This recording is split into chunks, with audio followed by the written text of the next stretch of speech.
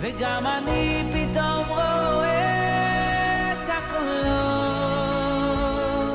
And welcome back to another episode of Kolot. This is your host, Rabbi Hillel Kappenstein, director of the Columbus Community Kollel, and it's a great honor and privilege to welcome all of you back to our next episode featuring Moshe Yachnes. Moshe Yachnes is someone who spends a lot of his time in the field of addiction, treatment, and recovery. And we're going to learn a little bit about his work, how he helps people, not just help people survive, but also thrive in their recovery. We learned a little bit about what is clinical addiction, what are some of the myths that apply to that, and something called religious trauma. So stay tuned for all of that right here on Kolot. To sponsor a Kolot episode, email me, sponsorkolot@gmail.com. Once again, email me at sponsorkolot@gmail.com. This episode's sponsor is Restart. Restart is a career development platform which offers complimentary access to log in and work with live career advisors who will help find meaningful employment opportunities that match what you are looking for. To learn more, visit www.joinrestart.com. Once again, www.joinrestart.com, and learn about your employment opportunities today. But without any further ado, allow me to tell you about our guest.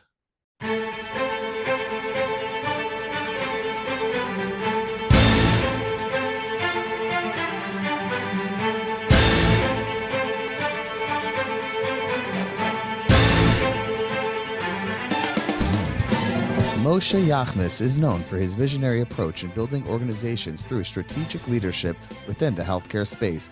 He has a proven track record of successful patient outcomes by combining his clinical knowledge and ability to successfully track and direct function area leads.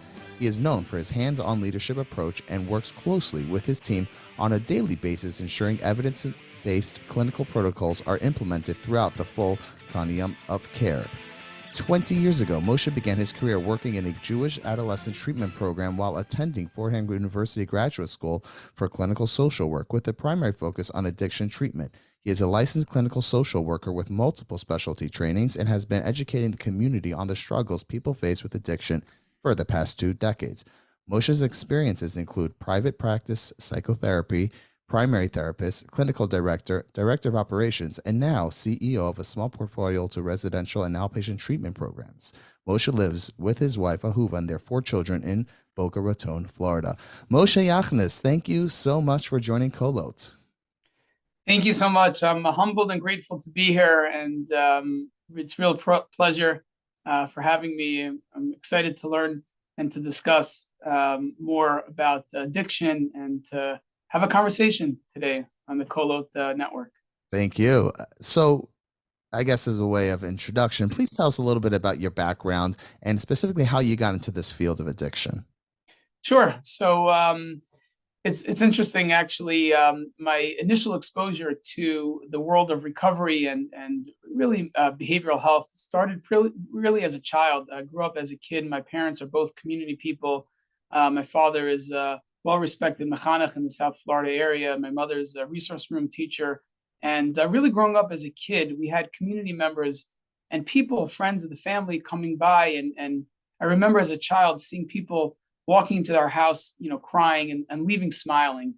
And that was very influential. And I think plays a strong role in kind of the trajectory, if you will, of how things evolved. But fast forward a couple of years later, and I was learning in yeshiva, and I had opportunity to work in an adolescent dual diagnosis rehab program. It's called the Yachnes Center. It was originally inspired with a lot of direction of Rabbi Dr. Abraham J. Tversky Zatzal and Lou Abrams. I was a dear friend, somebody I respect very much, was the director of the program at that point. And it was a great opportunity. I actually joined the organization as a Shabbos counselor, just to help be there for Shabbos, to give chizuk to the guys. And what I saw there really inspired me to kind of do this full time. Just being there for the weekend, seeing the courage of these individuals was so inspiring. Just navigating the pain and confusion in their lives. It was then that I decided to train professionally, to become a clinical social worker, and that's really the beginning stages of how things evolved for me. So Yeah. we're going to dive deep on a lot of different things. Okay. And maybe for starters, can you define addiction? It's very commonly used. Oh, I'm addicted to this. I'm addicted to that. Yes. So clinically speaking, can you give Sure. a definition? Yeah, great question. I like how you asked it. You asked it as well, because I think it's important initially to differentiate between an addict and an individual struggling with addiction. And I think by defining addiction, we'll soon learn that there is a difference between the individual, who perhaps many people label as an addict, and an individual who's struggling with addiction. Addiction is really, if you had to break down addiction, I would say it's a relationship with a substance or behavior that is pathological. It's self-destructive. Very often, obviously, when you think about addiction, you think in terms of drug use, you think in terms of alcohol dependency. And I think it's important to differentiate between experimentation, between use, abuse, and dependency. And those are the different levels. Really, if I had to kind of develop it into one phrase or one sentence, it is a toxic relationship with a mind-altering experience. And when the consequences continue to build associated with that experience, then it becomes an addictive or an addiction. So some of the indicators that we look at is, let's say, take a bottle of alcohol as an example, right? So if a person is experiencing an increased need to use that alcohol, or if there's a dependency that starts to build, attempts to stop, right? And not being able to stop. The level of use, the intensity of that use, and the consistency of that use are all components of indicators that we look at to define addiction. Okay, so does it have to be something for one to be addicted to something, to have addiction? Does it have to be a product that is mind altering, that is like a substance? And in other words, there are opioids, which is like, I guess, very textbook type of addiction. And then there's caffeine and sugar, right? So are those things that could also lead to a real serious addiction? Yeah, so I think that that's also a great point to differentiate between a physiological dependency and an emotional dependency. The way we conceptualize it, the way I view it as, is the relationship with that substance, with that item, with that experience. We know that there's substance abuse that leads to addiction, and then there's processing addiction, which is overuse of internet stimuli or gambling. Those are obviously, they're not substance related, but the neurochemical reactivity is very similar to that of an opiate addiction. So it's really about looking at the relationship between the individual and that escape, why they're running towards it, what are they using that experience to gain from it. We call addiction as the flawed solution, right? It's an attempt to resolve something. A person is battling confusion, pain, trauma, trying to modulate their mood, their affect. All of these things are making them pretty uncomfortable. And when they find that escape route, and then they become dependent on that escape route, that's where the definition of addiction comes into play. And are there certain personalities that are more prone to addiction than others? Or is it a level playing field or not? Yeah, so I mean, there's the answer is across the board there. You have certain individuals that are maybe prone to addiction based on certain chemical imbalances. Certain people have different traumatic experienes that might make them prone. There's definitely an ongoing debate between nature and nurture. All right, is there a dopamine deficiency that's neurobiological, if you will, or is there that's on the nature, so to speak, side of the debate, or is there nurture? Perhaps it's a learned behavior. Perhaps a child grows up in a home where they're seeing their parents or whoever is their, knight in shining armor, if you will, escaping and numbing themselves and avoiding certain emotions with an activity or a substance. They could be watching sports and they can be addicted, to the TV. And the reason why that word is used is because to a large degree, a person can become and can develop an addiction towards any type of experience. If they're using it to numb, to avoid, to escape, if it becomes that flawed solution, then yes, I would say that does have some of the characteristics of addiction. Okay, so you just used the word escape, and I want to jump Yeah. on that for a second. Can you differentiate what is escape and what is outlet? Yeah. So I think that the consequence paradigm is what we have to look at. If a person, wants to, at the end of a busy work week or on a Friday night, wants to have, a glass of wine, sitting around the Shabbos table, and the relationship is not being interrupted by that. They're embracing their family dynamic. They're maybe, learning the parsha or singing songs. Um, they're experiencing a pleasant environment and they're having a glass of wine, then I would say that's fine. There's nothing toxic about that. There's nothing unhealthy about that.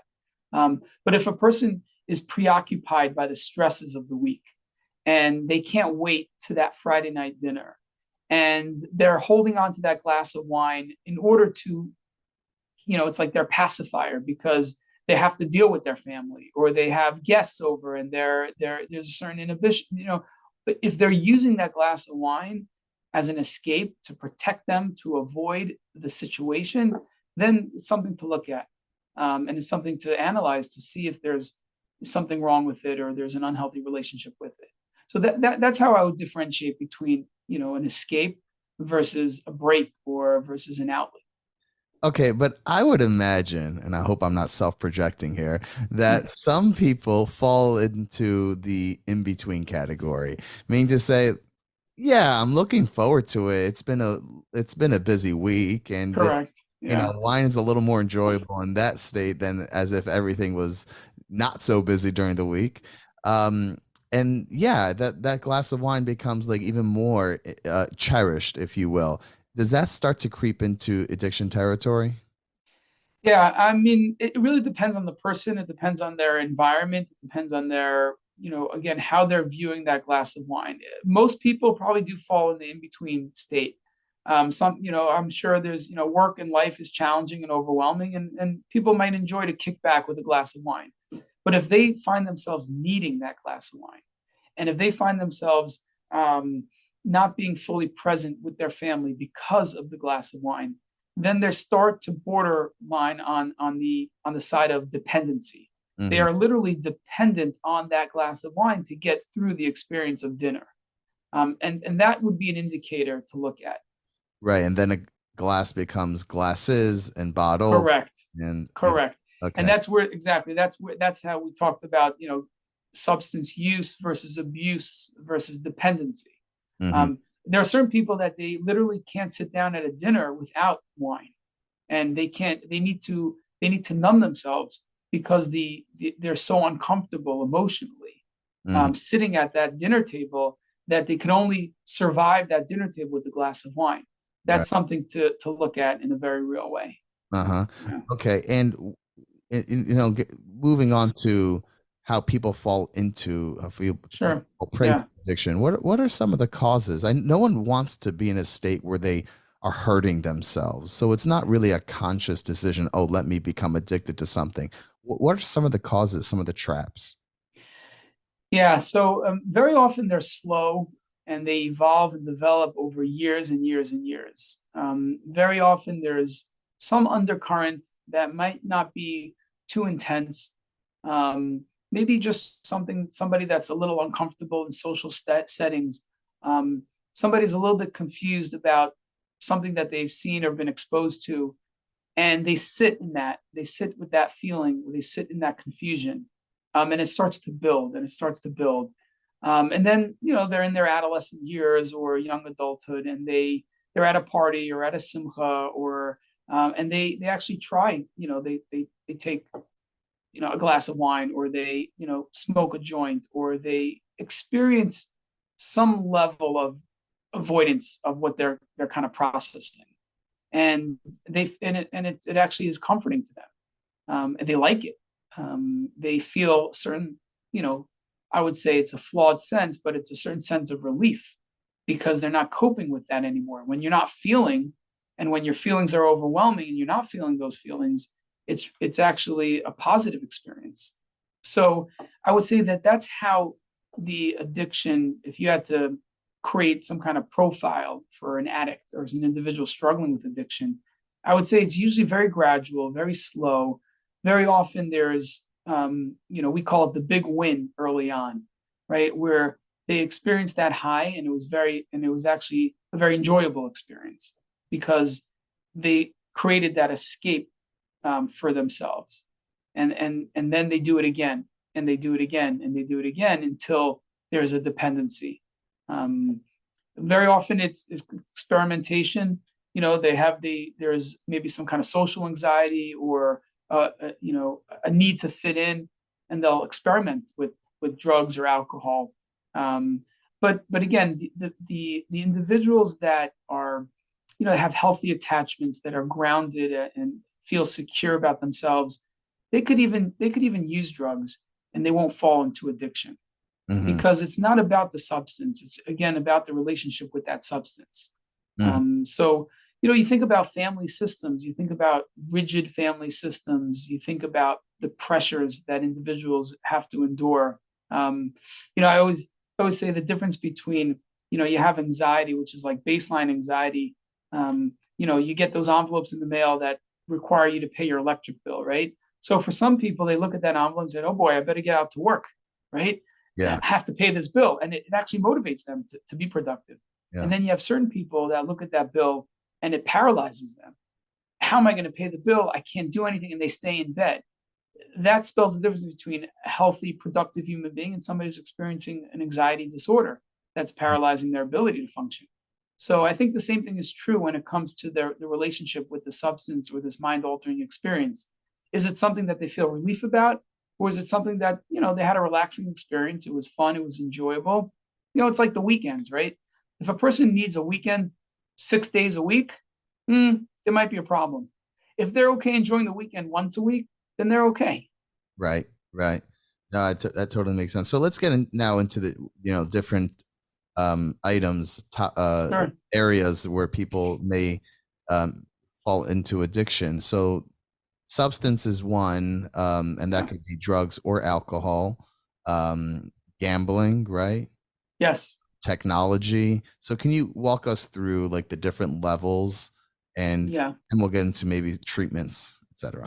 Sure. So again, very often there's usually a correlation between the drug of choice and the individual. That very often it's linked to a specific trauma, or some kind of early on exposure, and those are important indicators to when the person gets into recovery and starts to peel away the layers of the onion and get to the depth of what's causing the issue. They want to look at where it stemmed from. But you have substance, which is mind altering. It's abuse of any of the medications. You mentioned opioids. You mentioned, there's anxiety medications, any of the medications in the benzodiazepine families, where people start to abuse those drugs. You have alcohol, and then you have processing addiction, which processing addiction is more the behavior as opposed to the substance. You have, internet and internet addiction or gaming addiction is is really popular now, unfortunately, because of the exposure. I remember studying under Dr. Patrick Carnes, who's a world-renowned expert in when it comes to understanding compulsive sexual behaviors and internet pornography addiction. And he talks about internet as the 3 A's. You have affordability, anonymity, and accessibility, right? If you think about it, right, you don't have to put on a hoodie and go to a bad neighborhood and purchase something in a brown paper bag. I mean, you're on your iPhone, sitting at your desk at work, or relaxing in your living room, and you have all the access that you need. and no one knows about it. And that's where a lot of the dependency starts to develop on the processing addiction side of things. Mhm. Yeah, we could talk more about that if that's where Yeah, you no, go. this is fascinating. Until recently, we've always assumed, yeah, it's the opioids, it's the painkillers, but now like technology, which has Yeah, always been which has been around for quite some time, but um, I think as technology becomes quicker, easier to access, and younger people are yeah, accessing technology, I think yes. that opens a lot of doors to this Yeah, conversation. and it really shapes the way individuals start to process information. I remember early on, I had a outpatient practice, private practice in Brooklyn, New York, and the my I would say the average client was really somebody struggling with addiction, dependency on drugs or alcohol, and we started seeing cases more and more where there was this dependency or this overuse of internet and I remember, calling. I have a relationship with Shmuel Kamenetsky and others. And I remember speaking with the Rosh Hashiva, and he was very encouraging. As far as I remember, I traveled out to Arizona and did a very comprehensive training, really solely focused on processing addiction, to understand, the origins of it, to really be able to differentiate between, the overstimulation versus the dependency, and how to categorize the different levels of use, what it looks like from the recovery perspective, what the interplay between trauma and the internet media, especially in terms of sex addiction. So it's fascinating to see, and obviously the client base was younger and younger over the years. Mhm. Exactly to your point, because we are introduced to media, so early, and the exposure is so much greater. We have something called machine enhanced arousal, which is, if you think about it, right, technology is such where you have almost like an overindulgence of a certain image, a certain experience that you can stimulate the mind on a rapid level. And then when you take that experience and you try to mirror it in real life is boring. It's slow. So you're dealing with different set of challenges nowadays than we were seeing 10, 12, 15 years ago. Right. And without that stuff, you're alone. You're by yourself, right? With your own Correct. thoughts, with your own flaws, and, not something that people sometimes want to confront. Uh, Yes. Yeah. so, I remember, it's interesting. The founder of Snapchat, I don't know if you just give me one example, which is a platform used for, social media. And I remember I read a quote from the founder where he talked about, they were asking him about building intimacy and how Snapchat kind of throws a monkey wrench into it. And one of the things that he was saying is that people are busy building a digital version of themselves, that they lose sight of who they really are at their core. And you talk about loneliness. I mean, I believe at the core, addiction is the disease of escape. What that means is that when an individual is experiencing loneliness, profound loneliness, and we'll talk a little bit later on the treatment side how we combat that. But when a person is experiencing loneliness, they look out to others, and they try to develop like a almost an unrealistic presentation of who they are, because they're concerned, they're fear, they're ashamed of what their core self is, and that self won't be embraced or accepted by others.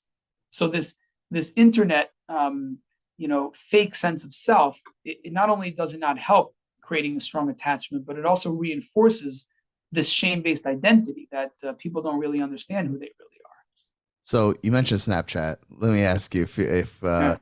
if you have an opinion, which form of technology or media do you find the most dangerous as it relates to addiction?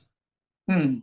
That's a good question. Believe it or not, I think gaming is a very subtle but very dangerous um, experience for a young person, especially because gaming puts on a facade, and certain games are oriented towards They're very captivating. They can draw a person in. They're highly entertaining, and the technology. I mean, how they reconstruct real life imagery in today's, in 2023, the gaming, it's incredible. So besides it being a time killer, but it's also it's an unrealistic presentation of the individual. So a person is they present themselves in a certain way when it comes to who they are, their character, but it's not really them. And they're interacting with their friends vis-a-vis their character and their friend's character. And that's not who they are. So they're hiding behind the screen metaphorically, not being seen, not being embraced, not being accepted for who they truly are. All the while creating this question mark of, do they have value by, with, if you strip away that game or that facade of who they present themselves as, who are they really? And that question mark, it can be very detrimental to a person. And then you couple that with like the thrill that comes, and Correct. you don't get that in any other, Yeah, it's impossible to recreate that. I mean, there's not that the gun battle is not the same in real life, so, or the race car, or whatever the game is. Uh-huh. So a couple episodes ago, we had on Rabbi Shimon Russell, Okay. about raising a loving family. And if you didn't listen to that episode yet, I highly recommend everyone go back after you finish this one to go listen to that. And he was talking about the OTD phenomenon, people going off the derech, leaving, people who growing up in a frum family, an Orthodox family, leaving that way of life. And he talks about that every single he mentioned that at first he was offended when he saw articles written that it's only for people that are living in dysfunctional homes, and that's just not true. He talked about his own children that were struggling, and they came from a very functional home.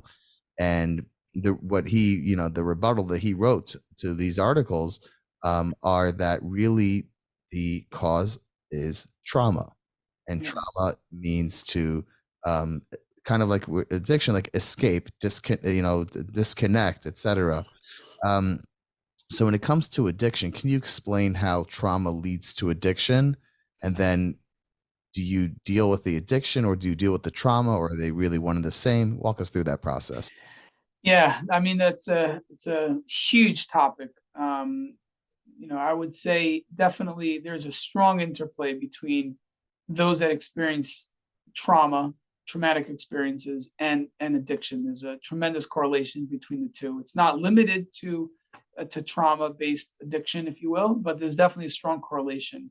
And there's tons of books and really tons of education out there. And I would encourage, people who are interested in learning more about it, to get out there and identify the resources. But if you think of trauma in terms of developing a self-identity, right? Somebody that experiences a traumatic event, very often, and again, when you think of a traumatic event, there's two types of traumatic events, right? You have, let's call it military trauma, which is something external. A person could experience a car crash, or some type of tremendously impactful accident that can be traumatic, and they start to question core components of reality, like trust, like security. These are fundamental concepts that if a person experiences a traumatic event, they start to challenge that, which shifts their equilibrium. And then you have other types of trauma, which is an example of another type of trauma is, you have abuse or neglect. Neglect it's a type of trauma that is very soft and happens over years. As an example, you could have an individual whose parents are preoccupied to no fault of their own. They're busy making a living. They're busy keeping the roof, keeping the lights on, managing other children, and the child feels neglected by them, right? There's nothing external that happened, no big car crash, no house burning down, but yet over a sustained period of time, that child feels neglected. So, like acute trauma? Yeah. and they feel neglected. And what happens is they start to develop a belief system. Do they have value? Are they capable of being seen and loved, right? And their identity, they take on this trauma-based identity, which again shapes their thinking and shapes their personality. And there's no deeper pain than a person who doesn't feel as he has core value. So if somebody is then, this just happens at 8, 9, 10, and then by the time they're 15, 16, they have this identity, this core identity that is, trauma based in a way, or that identity could be developed through an experience, a sexual abuse, or another type of way. And now their personality type is such of, abandon or shame, and they find drugs or alcohol to help soothe themselves.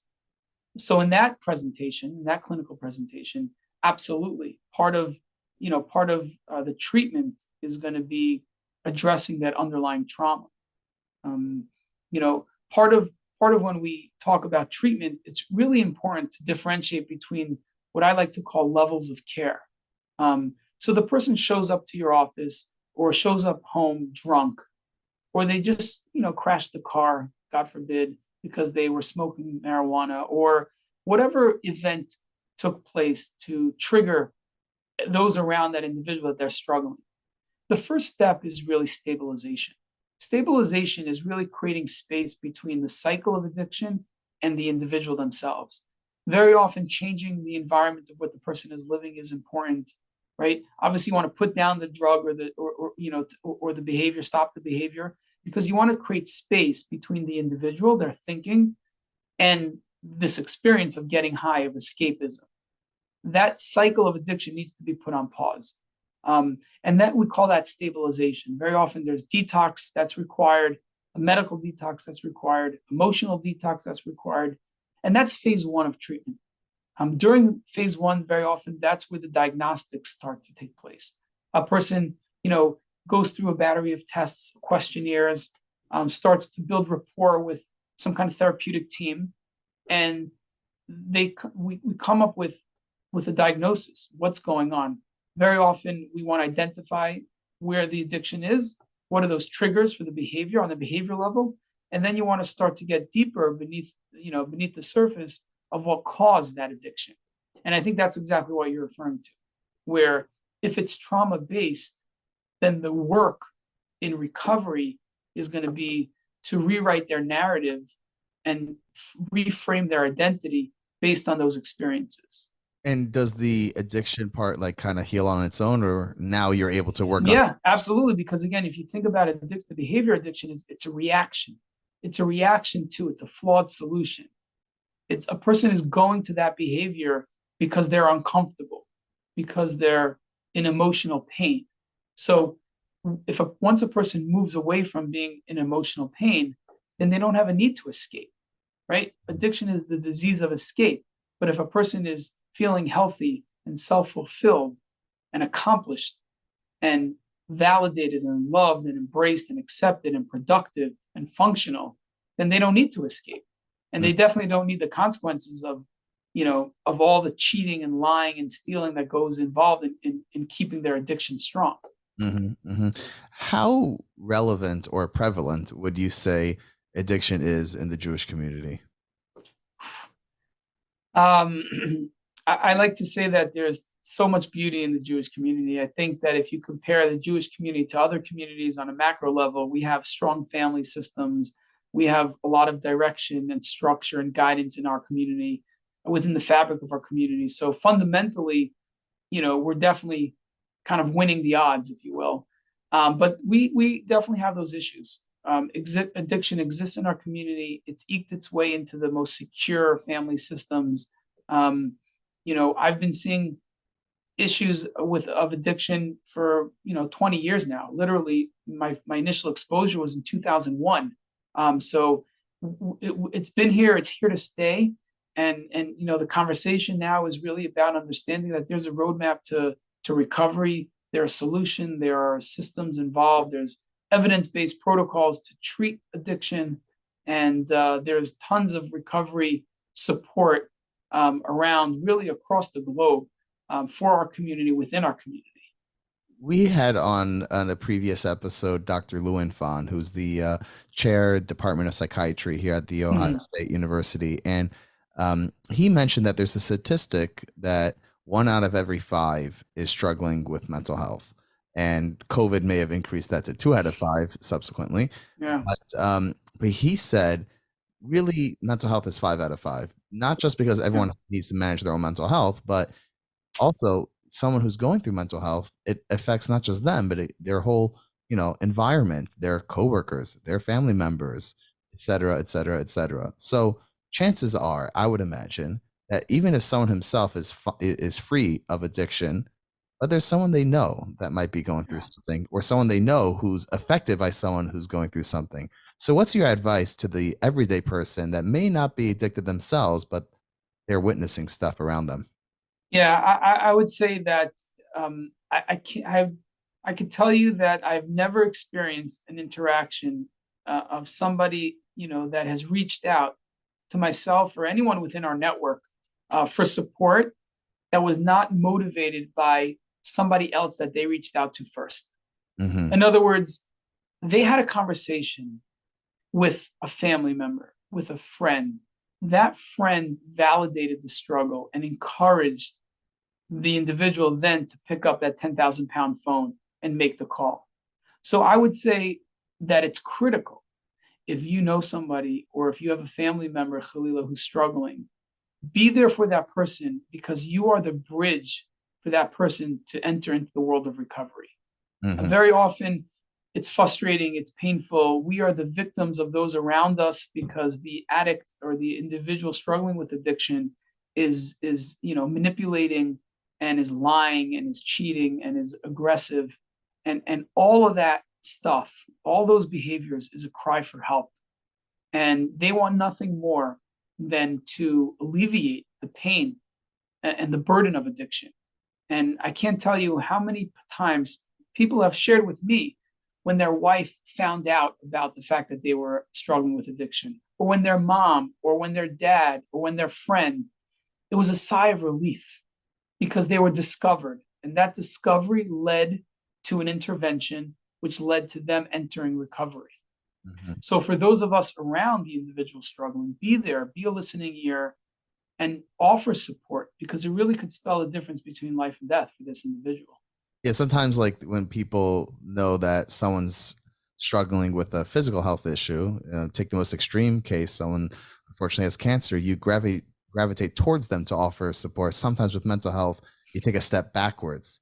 Yes. But the exact opposite. It's, you could be that person to introduce them to the road of recovery, sounds like. Correct. 100%. Absolutely. And it changes the entire environment as well.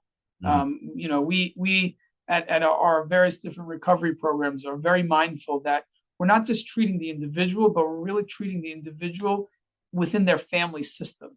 It's a systemic approach to healing, because we don't live on an island. Every individual interacts with multiple layers, multiple systems, and it's critical that not just the individual needs to be helped and assisted, but it's really the entire family system that needs to change. Someone once said, I overheard someone in this field saying, and I didn't really like hearing it, but I want to bring it up so we could discuss it, maybe debunk it. Once addicted, always addicted. Yeah, I don't like that line. I think that, where it stems from is that there's ongoing maintenance, if you will, that needs to take place. I would compare it to hypertension or diabetes as an example, right? A person, once there's a clarity, once there's a diagnosis of addiction, there's always a place where that individual will be vulnerable to a relapse. And part of their recovery is a certain maintenance plan to ensure that they don't go back to their unhealthy thinking and to obviously their disruptive and self-destructive behaviors. So, the way I conceptualize that whole phrase or that whole comment is that, yes, a person can enter in recovery, and be free from the pain and the burden of addiction forever. But they will need to maintain a certain lifestyle. They will need to maintain certain energy, certain output in order to ensure that they don't fall into fall into their old ways, if you will. The diabetic that needs to prick himself and modulate his blood sugar forever, that's something that needs to take place. And there are times that it could spike and he will end up back in the hospital. But so long as he balances his life, the person that experienced a heart attack, as long as they keep up with their exercise regimen and they eat their healthy, balanced meal and diet, they're going to be okay and they're going to thrive and be very successful. Mm-hmm. So where it may stem from is because once someone's addicted, it's never going to be no longer part of their life. Correct. And it is always part of their life. Correct. It is always part of their life, but that's not it doesn't mean that a person is handcuffed by it. A person is empowered by it. A person is motivated and maybe even required to continue sharpening the tools of recovery, which are clearly outlined for individual and clearly accessible for all individuals, across the world. But that So there's ongoing work. I think another analogy is you can have somebody that studies in a higher education. They can travel to Israel and go to yeshiva and study in an intense way. But if they don't maintain a certain regimen, they're going to fall off the wagon and they're going to lose their relationship with God. Mm-hmm, mm-hmm. But that must be hard to swallow. Someone who becomes addicted to something and it's real addiction. And then they realize that this is going to be a part of my life for the rest of my life. That's got to be hard to swallow. Walk us through the process. It is hard. I can tell you that those individuals that are in long-term recovery, they're the most stable, functional, headstrong individuals that I've met. They are the ones who, navigated a challenge and built a certain muscle mass around it. It's like you have two people that are climbing up a ladder, right? And one person falls off the ladder and gets back on and climbs up and then falls off again and gets back on. And the other person is kind of making a straight line up. When they both get to the top, whose legs are stronger, right? It's the person who fell off multiple times and got back on because he built stronger muscles. So maybe by way of encouragement or maybe by way of embracing the reality is that once a person engages in recovery, they're going to need to maintain a certain regimen in order to sustain that recovery. Mm-hmm. But just to go with your metaphor, if someone keeps falling off, then they're going to be hurting themselves, and maybe it's just not going to be as efficient as anyone else. They're now they're handicapped. They fell down so hard. Yeah. Alone. How do you understand? Yeah, it's going to be a lot more challenging for that person. There's no question about it. I mean, there's a person that's struggling with addiction will have that presentation their entire life. And do you find that people could really make a big comeback and thrive as a result? Absolutely. That's what I was outlining. I've seen it. I see it all day. And I got to tell you, it's very inspiring when you see people working through their pain and confusion and implementing some of the tools that they're given. It's incredible. The level of patience, the level of honesty, the level of work ethic. But what I'm specifically referring to is that, and then they are above and beyond where they were previously to before. Absolutely. Correct. They are. Yes, that's exactly right. Those tools are so much sharper because they were challenged in every way. Mm-hmm. Mm-hmm. So yeah, they will continue to maintain. They have to maintain their recovery program, but with maintaining that, they're unbelievable people. Mm-hmm. Wow. I want to know if you'll answer the next question. It's a hot topic. It's been unfortunately gaining acceptance. I don't know if it's gaining acceptance. It's been gaining control, but that's the topic of marijuana. Do you have a take on it? Recreational marijuana? Do you what are your thoughts on it? Yeah. So it's a very real and relevant question. Are you referring to the legalization of recreational use? Well, I don't know. It's a good question. I wasn't really necessarily referring to that because I don't know if it makes a difference. Someone who wants it will get it. So, yeah. But, putting policy and politics aside, just the regular use of it for someone. I mean, or you know what? Fine. Let's take on both parts of it. Is there a necessary time for marijuana that you would encourage or you would accept? And is there not a time and where you think that it's not appropriate and it could potentially be harmful? Yeah. So I mean, it's a great question. I think the details perhaps are beyond the scope of this conversation, but the kind of guiding principle around this is twofold. Number one, there's going to be there's always going to be a presentation, whether it's medical or psychiatric, that is going to require something beyond the scope of normal intervention. So, for instance, if you have somebody that's experienced pain, physical pain, they went through a car crash and they've tried many different layers of medication and physical therapy, and I know that a lot of medical providers are now prescribing marijuana as a painkiller of sorts. So when you're dealing with the extremes, that's not what I'm going to answer towards. Right. I'm not talking about the extremes. So there's going to be on one side of the spectrum extreme medical or clinical presentation, psychiatric presentation that's going to require a different scope of intervention. Sure. But I'm talking about for the regular guy, the normal American kid, if you will. The legalization of recreational marijuana use will definitely pose a very real set of challenges because it's more accessible, similar to what we're referring to with the pornography or some of the internet stuff that we were referring to. Right. I think I go back to the fundamental concept, which is it's never about the behavior; it's about the relationship with the behavior. So if a person is, healthy, grounded, stable, and they experience a marijuana high, it's not gonna kill them. It probably won't cause any damage. But if a person is struggling with a flawed sense of self, and he is low self-esteem and experienced a trauma, and they find an escape, they're gonna leech onto that escape and they're gonna use it to numb their pain. That's when it becomes a problem. And do you find it to be a gateway drug?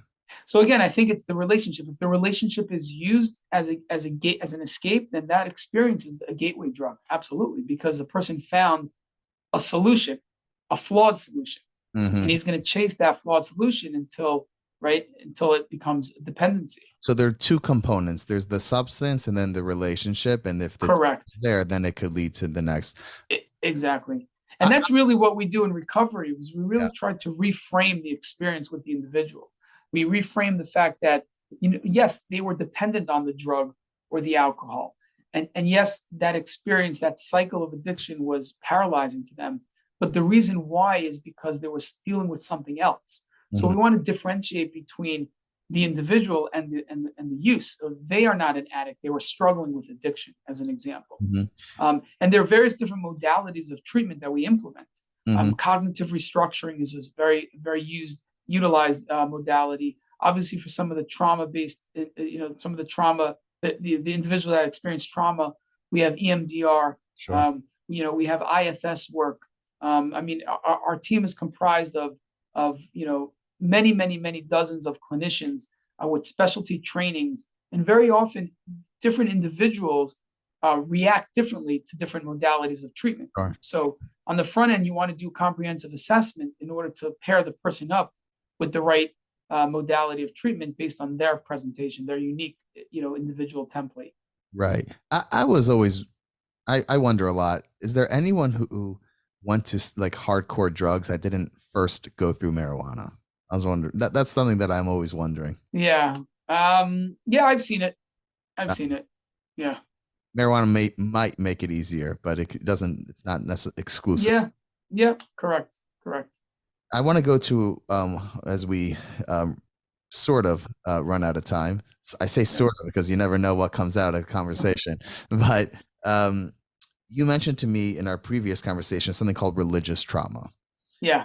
I wonder if you could define that, explain, educate our listeners a little bit about what that is and how you deal with it.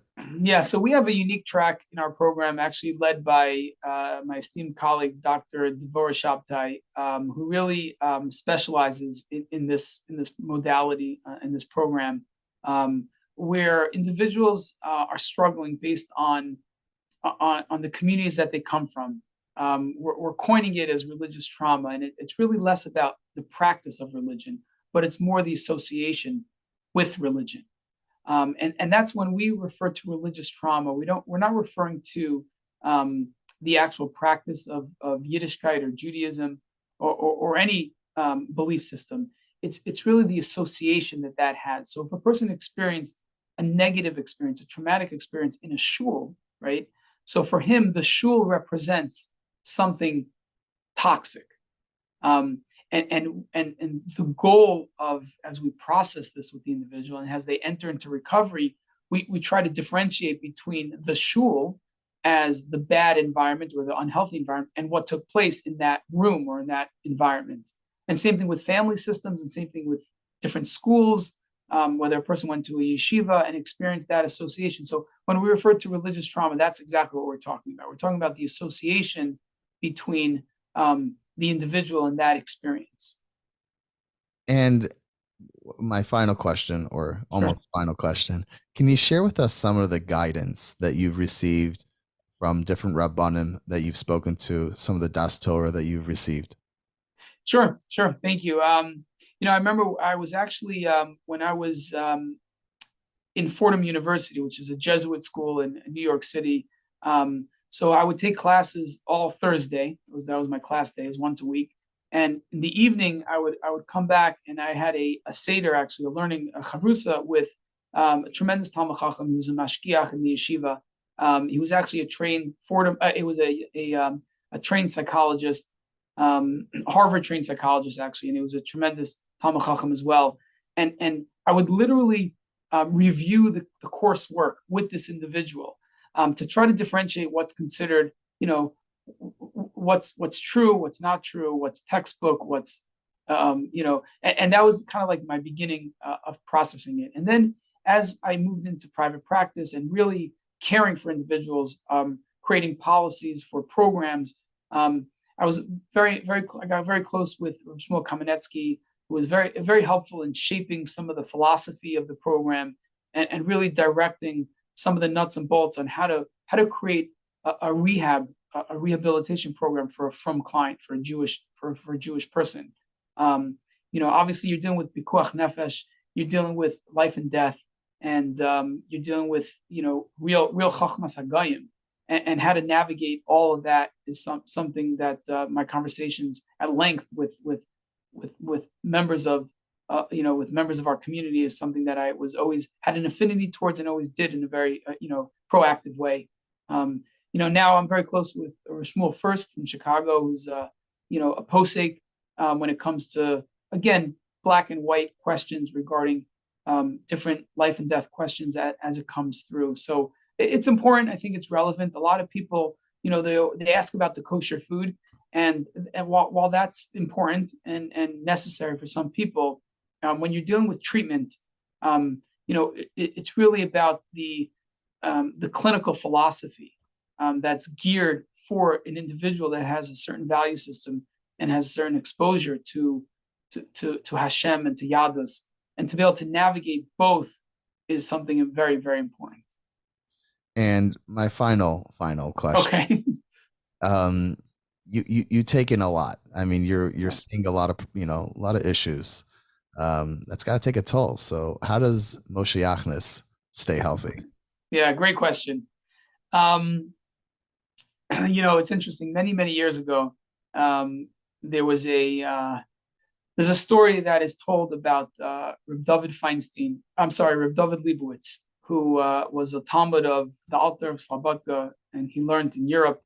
And he would talk a lot about the concept that he would say it in Yiddish, "Ton nicht aftan," which means to do and not to get done. And I think that that's a very important construct to hold on to, where our job as a provider, as a service provider, is to put in the 60-second minutes, to be there, to lean on the textbook, to understand and build a very strong clinical team. But ultimately, the results are not up to us. The results are up to the individual choosing to change their life. And yes, I'm exposed to tremendous amounts of pain, and pretty chaotic situations. So the way I cope with it personally is to recognize that the results are not up to me or up to us.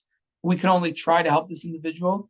And the other part that I lean on in a very serious way is the courage of those individuals. It's inspiring. I got to tell you, people ask me this question a lot, like, how do you stay so positive and optimistic? And I said that if you hear the level of courage that I'm exposed to on a daily basis, it's amazing. People have been through the most chaotic experiences and to no fault of their own. And despite all of that, they're willing to work through their stuff. It's really inspiring. And I walk away from a day and a week empowered and almost charged by the individuals that I have the opportunity to connect with. So what others might find draining, you find inspiring. Very much so. Yeah. Love that take on that. Love that take. Amazing. Well, you've been so generous with your time. It's been an honor and a privilege. It was an honor to meet you in person in Florida, and so happy that we got to virtually reconnect. And thank you for coming on and educating our audience. And if anyone needs to, if someone knows, if someone themselves or knows someone that needs help, how can they get in touch with your services? They could. I'll give you my cell number is always the best way. It's 786-877-1461. If I don't answer, please leave a message. I might take a day or two to get back to you, but if I could be helpful at any level, it'd be my pleasure. Wow, very brave of you to share that on there. But that's it goes to speak that if you feel that this is your mission, then whatever it is. So thank you. To listen to all Kolot episodes and see upcoming guests, visit kolotpodcast.com. We are also on all podcast players. Type in Kolot on iTunes, Spotify, Google, Stitcher, Podbean, and Amazon. Share with your friends and please make sure to give us a 5-star review. Kolot is a project of the Columbus Community Kollel, a full-time Jewish learning center in Bexley, staffed with high-caliber Torah scholars. Ever since 1995, boys, girls, men and women from all backgrounds and affiliations have found many opportunities to connect with Torah and mitzvos at the Kollel. Whether it's a study partner, an engaging lesson, or a program, the Kollel is your one-stop shop for all your Jewish learning. If you want to know how you can benefit from the Kollel, visit thekollel.org. That is TheKollel.org, and forever be inspired.